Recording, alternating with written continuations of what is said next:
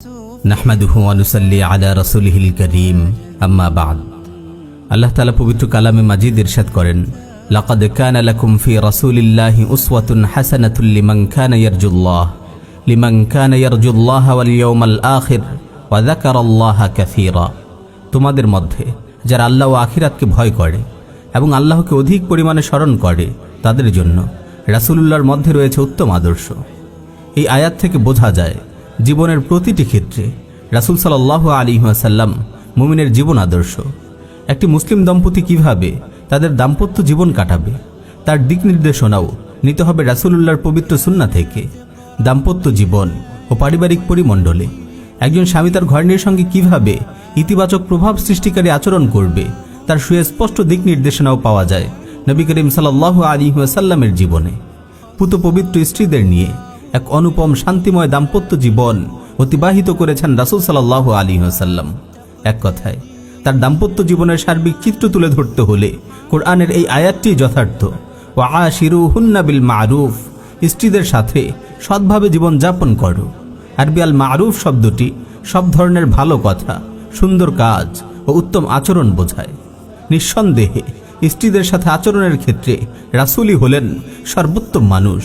আর কেনই বা হবেন না, তার মুবারক জবানেই তো উচ্চারিত হয়েছিল, খায়রুকুম খায়রুকুম লি আহলি ওয়া আনা খায়রুকুম লি আহলি। তোমাদের মধ্যে সেই উত্তম যে তার স্ত্রীর কাছে উত্তম, আর স্ত্রীর কাছে উত্তম হওয়ার ক্ষেত্রে তোমাদের মধ্যে আমিই সর্বোত্তম।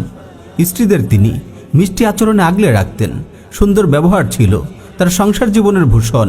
রাসূলের সিরাত অধ্যয়নে বিষয়টি আমাদের সামনে স্পষ্ট হয়ে ওঠে। কেউ যদি দাম্পত্য জীবনে রাসূলের অনুসরণ করেন তাহলে আজকাল দাম্পত্য জীবনের যে সমস্যাগুলোর কথা শোনা যায় তা সহজেই সমাধান হয়ে যাবে।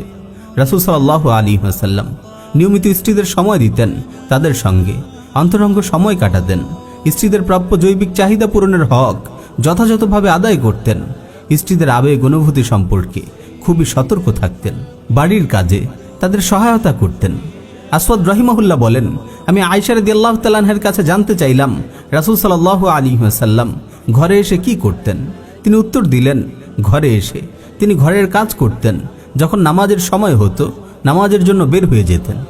স্ত্রীদেরকে অসুস্থ হলে সেবা করতেন, পাশে থেকে সান্ত্বনা দিতেন, কখনো তাদের দ্বারা কষ্ট পেলে সবর করতেন। স্ত্রীদের জন্য তিনি নিজেকে সবসময় পরিষ্কার পরিচ্ছন্ন ও সুরভিত রাখতেন।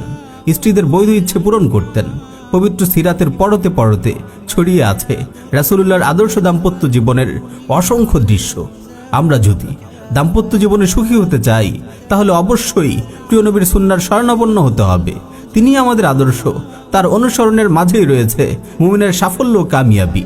আল্লাহ তাআলা আমাদের সবাইকে তৌফিক দিন, আমিন ইয়া রাব্বাল আলামিন।